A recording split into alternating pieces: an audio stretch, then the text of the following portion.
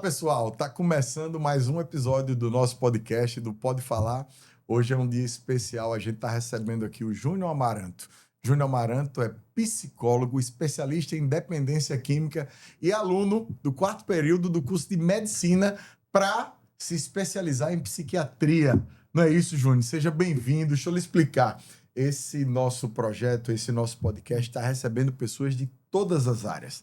Áreas da educação especial, áreas da educação formal, ex-alunos contemplados pelos programas que a gente criou, pessoas comuns do dia a dia, especialistas em saúde pública, em segurança pública, enfim. Então é um quadro aberto. Eu queria ouvir muito. Muita gente me fala da tua história, né? Da tua história de vida, de como você chegou até aqui. E eu acho que essa é a minha primeira provocação para você, né? Quem está te assistindo agora muito provavelmente não te conhece. E eu queria iniciar pedindo para que você se apresente para quem está nos assistindo. Fantástico. Estou muito feliz em poder estar aqui. Sua câmera é essa aqui, tá? Estou muito feliz em poder estar aqui, certo? Podendo contribuir com a minha história, com a minha profissão e também com a missão que temos de salvar vidas todos os dias, né? Eu sou um daqueles profissionais que, dentro do anonimato, ajuda a salvar vidas todos os dias, né? Eu sou psicólogo clínico de formação, sou especialista em dependência química, sou mestre em saúde mental, doutorando em psicologia e agora no 4º período de medicina. Há mais de 20 anos cuidando da cabeça do povo. O homem gosta de estudar. Pelo menos a gente já começa a conversa assim. O homem gosta de estudar. Mas vamos lá. E é interessante, deputado, que antes eu não gostava de estudar. Aí entra o início dessa história, né? Eu acabei entrando nas drogas com 8 anos de idade. Peraí, calma. Calma que já foi rápido. Já foi rápido, né? Por que é que a sua história é importante? Eu acho que é essa parte que você vai entrar agora. Né? Você, numa frase, já começou contando a sua história assim. Eu entrei nas drogas aos 8 anos de idade. Aos 8 anos de idade. Eu venho de uma família de muitos alcoolistas. No Brasil, existe uma cultura, em todo o Brasil, onde existem muitas famílias que acabam passando realmente essa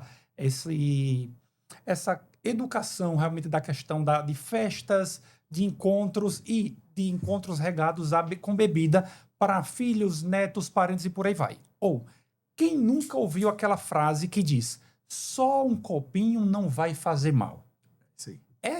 Essa frase é a frase de um adulto que tenta justificar a entrega de um copo de bebida ali para uma criança ou adolescente. Então, assim, a primeira coisa que eu preciso realmente falar é sobre essa parte, realmente, assim, dessa educação, realmente, assim, que eu tive em relação à questão dos meus pais, mas todas as festas que eu frequentei eram regadas de muitas bebidas. Eu sempre digo nas palestras que eu faço, quem aqui já faz uma pergunta aleatória? Quem aqui já foi para uma festa de criança? Todo mundo já foi para uma festa de criança. Mas quem aqui já foi para uma festa de criança onde na festa de criança tinha mais bebida alcoólica do que refrigerante? É uma provocação. E aí, por que eu estou falando sobre isso? O processo de personalidade de cada pessoa, ela é desenvolvida ali, ó, desde o dia do nascimento até próximo aos 7 anos de idade. A criança passa por um processo realmente de transformação na sua psique e ela começa a aprender muito pelo comportamento.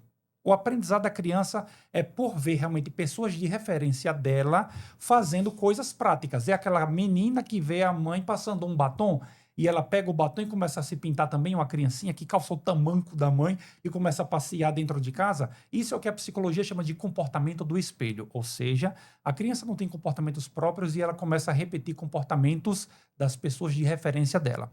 Eu vim de uma família que tinha assim, meu avô, ele teve problemas com álcool, meu pai problemas com álcool, eu tenho um tio que morreu de cirrose. Então, dentro da predisposição genética, eu já nasci com essa predisposição ao alcoolismo. Eu poderia não ter entrado e poderia ter entrado. Então, assim, eu acabei entrando. Por quê?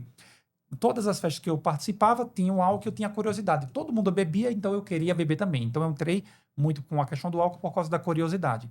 Só que aí, como a história fala que o álcool é a porta de entrada, comecei pelo álcool. Essa era a minha pergunta. Você ficou no álcool? Que outras drogas durante esse período e com quais idades? Eu tive uma evolução terrível, deputado, em relação a essa parte dessa questão da drogadição. Álcool aos 8 anos de idade, 9 anos eu comecei com o loló, uma droga tipicamente de carnaval fora de época. Com 10 anos de idade veio a maconha, certo? Aos 11 anos de idade encontrei a questão da cocaína e aí foi escalando.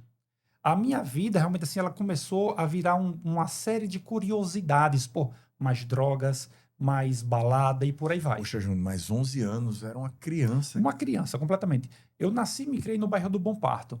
Então, assim, eu fui aliciado realmente para essa questão das drogas muito cedo. Como tu arrumava dinheiro para ter acesso à droga? Então, o dinheiro que o meu pai ele dava para a questão do lanche da escola, eu guardava. Eu estudava ali no Colégio de São José, né? E ali é engraçado porque eu pegava uma parte do dinheiro e ia para a Feira do Rato. Então você estudava em escola particular. Eu estudava em escola particular, certo? Aí eu estudei primeiramente no SESI, ali no bairro da Cambona. Aham. Do SESI, ali eu fui para o Colégio de São José. Sei. Consegui uma bolsa ali e fui lá para o Colégio de São José. Quando eu saí do Colégio de São, eu saía do Colégio de São José, ia para a Feira do Rato, me drogava lá e depois voltava para o colégio. E aí as irmãs, né, ali do Colégio de São José me pegaram várias vezes, fui suspenso 2 vezes, quase expulso.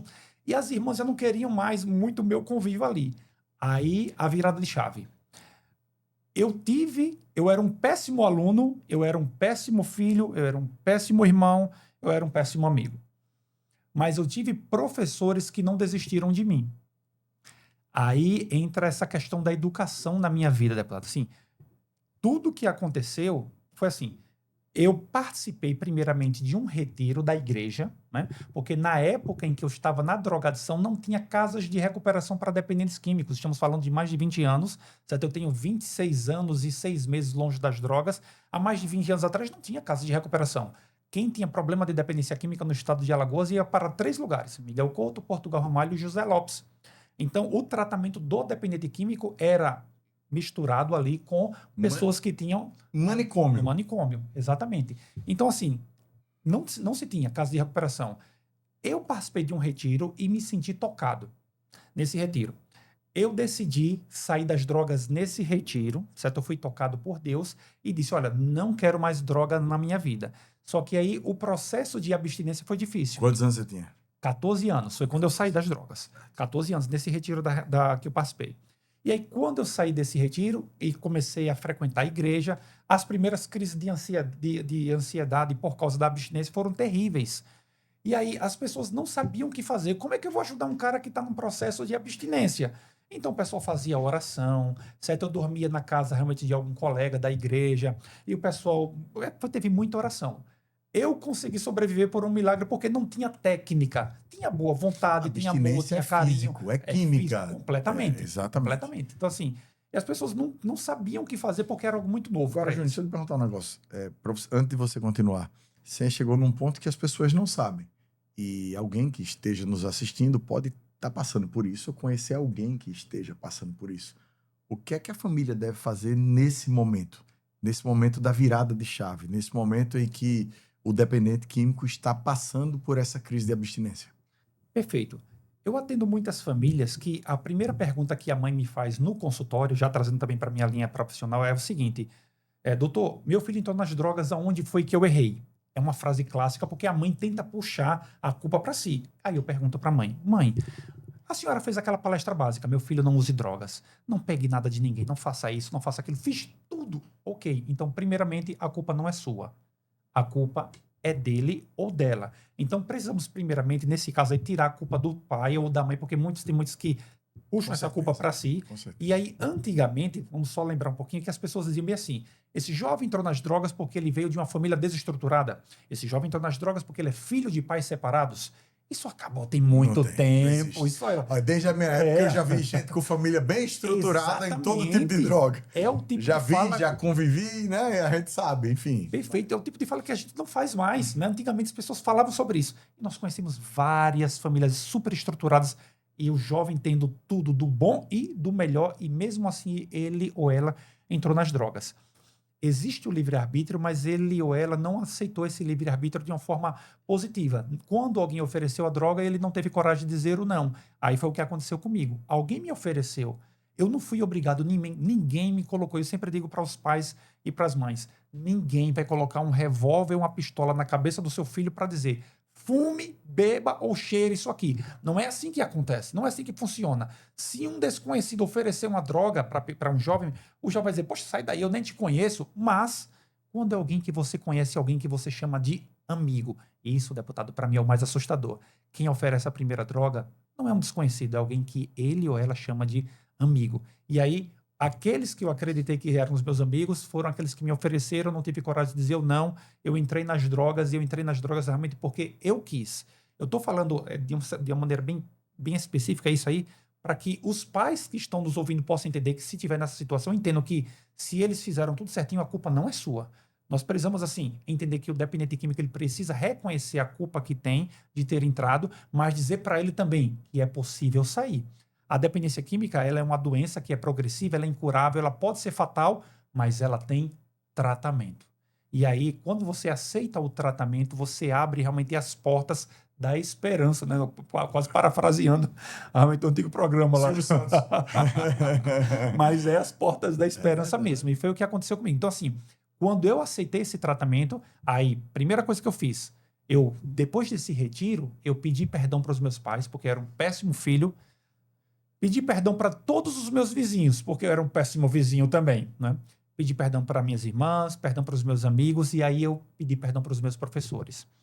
Eu disse para os meus professores, me ajudem. Eu passava muito pelo conselho de classe. Se não existisse o conselho de classe... Que reprovado. Nossa, nossa. Deixa eu te fazer uma provocação, Júnior, porque eu, inclusive, lancei um livro agora. É um livro chamado Lições que Transformam. Vou repetir. Eu, inclusive, estou lançando um livro agora, porque eu não sei quando o podcast vai para o ar. Eu tenho que ter as duas. Chama-se Lições que Transformam. E é só de pessoas que foram impactadas pelo meu trabalho na vida e como está a vida delas hoje. Eu queria ouvir, porque como eu andei e conheci muita gente, eu fui pincelando, lembrando e puxando quem queria participar. Um está na faculdade, o outro abriu um negócio, o outro não está fazendo absolutamente nada, o outro isso, o outro aquilo. Então o livro é uma coletânea, né, da história, eu contando a história dessas aproximadamente 20 pessoas. Uhum. E 18 das 20 pessoas são iguais a você. Eu vou dizer em que aspecto. No aspecto da dependência química, um deles, e ele disse que o retorno dele à escola foi o que livrou ele das drogas. Mas 18 dos 20 aproximadamente falam sobre uma figura que você acabou de falar, que é o professor.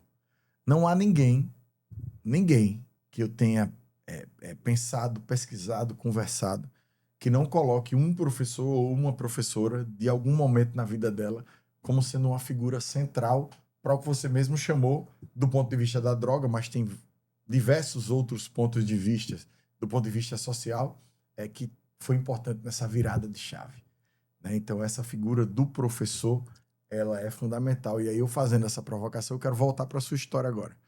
Você, aos 14 anos, parou de usar droga, graças à igreja. E é importante que a gente diga isso. As igrejas, no plural, todas. Sim. As religiões, no plural, todas desempenham um papel fundamental. Não só para esse problema da sociedade das drogas, mas para vários outros, né? E também é importante que a gente diga isso, né? E que a gente pratique mais a tolerância religiosa com todas as religiões, sim. Porque todas têm a sua importância dentro da sociedade. Com certeza. E aí eu queria que você voltasse agora para essa história. Aos 14 anos pediu desculpa, voltou para a escola. E aí? Aí pensou que tinha uma missão na vida, mas você está nessa missão desde os 14 anos. Como foi isso? Conta aí mais um pouco. Nossa, então... Você já tem quantos anos? Eu tenho 41 anos. Ah, caramba. Então a gente tem 1985. A gente tem aqui um tempão pra gente falar aí. Vamos lá. Quando eu tinha 14 anos de idade, que eu saí desse retiro, eu saí determinado a não mais voltar para as drogas. Então, quando eu pedi perdão para todas as pessoas que eu precisava, quando eu conversei com o professor e com os meus professores, eu disse, olha, eu tenho dificuldade realmente no aprendizado, mas a partir de agora, eu não quero assim que você pegue quem eu fui. Eu quero te dar essa informação. Eu quero ser melhor. Então, eu comecei a pedir ajuda a cada um dos professores. E aí, o meu ensino médio foi um dos melhores tempos, assim, na minha vida. Porque o meu ensino fundamental foi péssimo. Porque eu era um péssimo aluno, porque eu não queria saber de nada.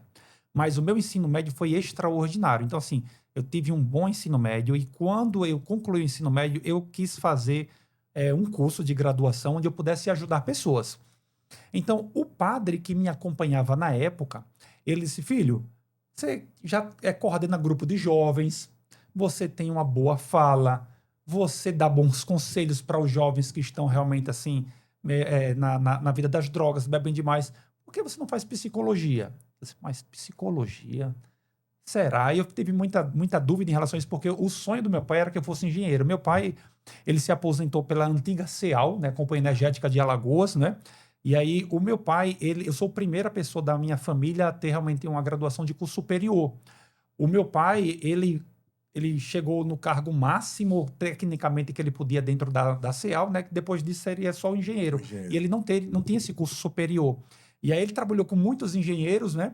E muitos engenheiros perguntavam as coisas para ele, né? Por causa de todo o conhecimento. E ele disse, poxa, você tem que ser um engenheiro, né? E aí aquela questão do pai querer se realizar um pouco no filho, né? Isso aí. E eu disse, pai, se eu for um engenheiro, eu não vou ser um engenheiro feliz. Eu vou ser feliz se eu for psicólogo. Vai mesmo? Então eu te apoio. Ele me apoiou, decidi fazer psicologia, fiz a graduação, especialização, pós-graduação, mestrado, doutorado, e aí agora fazendo a questão do curso de medicina, já mirando a psiquiatria. Nesse trajeto, aí o que aconteceu? Antes eu ajudava a viciar outros jovens, porque quem está nas drogas sempre oferece para outras pessoas. Claro. Aí, com essa libertação, aí eu comecei a salvar outros jovens. Aí foi quando eu entrei realmente assim como psicólogo na antiga CEPAZ, né, que era a Secretaria da Paz, né, e que hoje o nome é Secretaria de Estado de Prevenção à Violência, CEPREV, né. Eu sou o funcionário mais antigo de lá, né. Eu entrei realmente assim, primeiramente pela questão da história, porque assim, eles queriam pegar uma pessoa que conseguiu superar para ajudar outras pessoas a superar também, né. Então assim, quando eu entrei com a missão de fazer a capacitação das comunidades terapêuticas daqui do estado de Alagoas. E aí eu comecei a ajudar jovens a sair das drogas. Então, o jovem que antigamente ajudava os outros jovens a entrar nas drogas, a partir daquele momento começou a ajudar jovens a saírem das drogas. E aí nós começamos realmente a fazer a abertura de casas de recuperação para dependentes químicos, começamos a fazer os cursos de capacitação realmente para conselheiros terapêuticos, curso de capacitação para psicólogos, assistentes sociais, e a coisa foi tomando uma proporção gigantesca. E aí, depois das casas concluídas, aí começamos os trabalhos de prevenção. E aí nós começamos a visitar todas as escolas daqui dos 102 municípios daqui de Alagoas, porque nós entendíamos que nós tínhamos que tratar na base também, porque a Secretaria de Prevenção à Violência, ela se tornou referência nacional. Hoje, ela não precisa, assim, lógico que precisa de toda a divulgação, mas assim, o que eu quero falar é que ela já se promove naturalmente. Se eu chegar... Hoje eu estive lá na Rede Acolhe, tinha lá, acho que umas 20 pessoas na porta já, 8 horas da manhã, quando eu cheguei, pedindo ajuda. Então, assim, nós vivemos no estado aqui em Alagoas, onde onde se tem uma demanda espontânea de pedidos de ajuda realmente para se tratar da drogadição aqui em Alagoas. E aí, quando essa parte da recuperação começou já a fluir sozinho, aí começamos a fortalecer o projeto da prevenção com os alunos. Porque nós tínhamos que entender que, antigamente, quando eu entrei nas drogas, não tinha facções criminosas. Hoje nós temos problemas de facção. O crime é mais estruturado. Bem mais estruturado, né? Então, assim, tem jovens que estão nas escolas, mas querem estar envolvidos também com facções. E aí tá uma grande confusão referente a isso. E aí, para você ter uma ideia, quando nós vamos trabalhar com esses jovens que estão realmente ali, entram nas drogas, não entram nas drogas, o maior desafio sempre é o seguinte: fazer com que ele acredite que sair das drogas vai ser fácil. Como assim fácil? É fácil. O difícil é se afastar de pessoas e de lugares. Esse é o grande desafio do dependente químico. Ele para de beber, ele para de fumar, mas parar de frequentar o lugar e parar de deixar de andar, popularmente falando, com as pessoas que ele anda, esse é o maior desafio da dependência química. O que é que se passa na cabeça de um jovem que está preso no vício? O que é que esse jovem pensa? O que é que se passa na cabeça dele? Certo. Nós estamos falando realmente de uma doença que ela é multifatorial, né? Causas biopsicossocial, certo? Então, assim, vai depender muito de cada pessoa. É muito singular. Hoje, tá? Hoje nós estamos lidando com pessoas que têm frustrações relacionadas à família. Temos jovens que realmente acabaram entrando nas drogas por decepções amorosas. Temos jovens realmente que estão entrando nas drogas principalmente porque convivem em grupos com outros jovens que já fazem uso e não conseguem mais sair. E para dar uma resposta àquele grupo, ele não consegue dar uma resposta negativa. Por exemplo, alguém ofereceu, tipo assim, não quero. Para não sair mal com aquele grupo, ele acaba dizendo um sim. Hoje, é praticamente isso que a gente escuta nas entrevistas e anamnese lá na Rede Acolhe. E o outro lado agora, como é que os pais ou amigos podem identificar alguma coisa, algum movimento? O que é que muda no comportamento quando esse jovem passa a usar drogas? Perfeito. A palavra é exatamente essa, comportamento. Ninguém começa a usar diretamente a droga. O jovem que, antes de usar a droga, ele começa a mudar o comportamento. Isso para entrada na droga ou para recaída na droga. A gente sempre fala, ó, a pessoa que usa a droga e pediu ajuda e aí ele está numa fase difícil. Antes de recair, ele muda o comportamento. O jovem, antes de entrar, ele muda também o comportamento. Então, o que é que os pais precisam ficar atentos? O jovem que era educado, afetivo, começa a ficar ignorante. Começa a ficar a responder, trocar o dia pela noite, certo? Então, esse tipo de comportamento inadequado que os pais parece que começam a dizer aquela frase, cadê meu filho? Cadê minha filha? Não foi esse o filho que eu eduquei, não foi essa filha que eu eduquei. Quando se percebe essa mudança de comportamento, se acende o sinal de alerta. Pode ser várias coisas, pode ser droga, pode ser uma ansiedade, pode ser uma depressão, pode ser adolescência. Então, é multifatorial, mas que precisa de investigação, precisa de um diálogo, uma conversa, isso com certeza. Agora, deixa eu te dizer, a minha maior audiência são de jovens, alunos, ex-alunos, famílias, irmãos, amigos, enfim. E aí o que era que você poderia dizer a eles em relação à droga e dizer, porventura, alguém que esteja nos assistindo agora que está usando drogas? Perfeito. Gostaria de dizer para os jovens que a vida ela vai ter vários tipos de batalha. As batalhas nunca vão parar de existir. Você precisa aprender a lutar. Eu atendo muitos jovens que passam pela situação de estar em escolas do estado, do município e falam bem assim para mim, acho que não vai dar certo não, eu sou da escola estadual, municipal. Quem disse isso para você? Aquele ditado que diz que quem quer dar um jeito e quem não quer dar uma desculpa vale. Nós temos exemplos aqui gigantescos de alunos extraordinários de escolas municipais, estaduais, que o deputado deve conhecer inúmeros, assim. Inúmeros. Então, assim, por que eu estou falando isso? Porque nós estamos encontrando uma juventude que, nesse tempo, também dá muitas desculpas. Então, a primeira coisa que precisa ser retirada da vida realmente dos jovens são as desculpas, as procrastinações, retirar realmente ali do seu dicionário, ali simbolicamente falando a palavra desistir, né? Essa palavra desiste, eu não vou tentar, isso tem que ser retirado e você precisa acreditar em você. Você tem que entender que muitas pessoas vão querer que você pare, mas se você continuar insistindo, pode ter certeza que você vai ser uma pessoa extraordinária. As pessoas, elas precisam entender o seguinte, elas têm metas na vida. A minha meta era desenvolver um trabalho onde eu pudesse ajudar pessoas. Eu estudei e continuo estudando para isso, para dar o meu melhor como profissional. Mas eu vou te dizer uma coisa de todo o meu coração, deputado. E tem um ditado que diz, faça aquilo que você gosta e você não terá que trabalhar um dia na sua vida. É verdade. Então, eu vou te falar. Isso é verdade. Eu não trabalho. Eu faço aquilo que eu gosto. Deixa eu só fazer uma provocação, que a gente está chegando no final. Mas o Júnior de hoje, 41 e 42? 41 anos com cara de 30. Mais ou menos, né? O Júnior de hoje, nos seus 41 anos, se encontrasse o Júnior de 13 anos, diria o que para ele? Não tenha medo de dizer não, porque o ter medo de falar o não, quando eu precisei dar um não, me colocou em algumas situações bem difíceis na vida. Qual é o maior aprendizado da sua dor? O maior aprendizado é que as dificuldades que eu vivi poderia realmente ter afundado muito mais. O que eu quero falar com isso? Eu cheguei no fundo do poço, mas eu ainda tive um pensamento de querer ampliar o poço que eu já estava. Mas quando eu percebi realmente assim que tinham pessoas de coração sincero que queriam me ajudar, eu não perdi a oportunidade. E aí é onde é que eu quero dizer também para você, jovem, porque tem muitas vezes aparece a oportunidade da ajuda e você deixa passar. Então, não perca as oportunidades das pessoas que estão querendo te ajudar. Agarre cada uma dessas oportunidades. Tua história mostra que ninguém pode ser definido pelo seu pior momento e que toda história pode ser reconstruída, principalmente através da educação e Com da certeza. religião.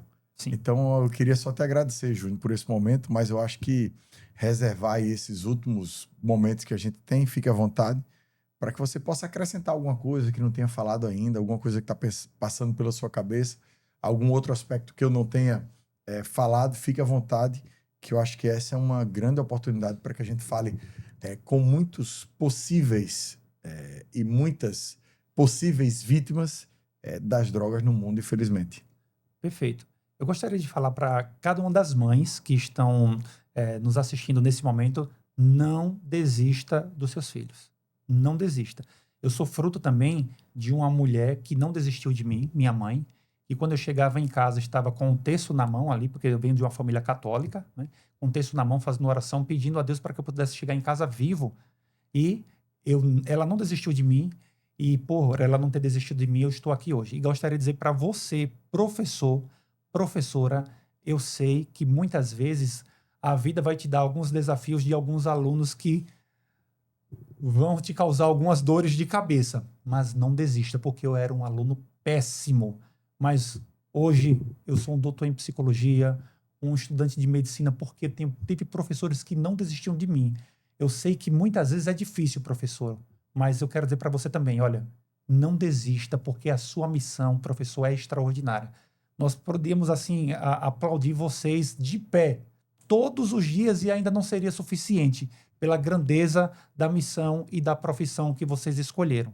Mas gostaria de dizer para vocês, professores de todo o Brasil, muito obrigado. Muito obrigado por tudo. Muito bem, Júnior. Eu que agradeço.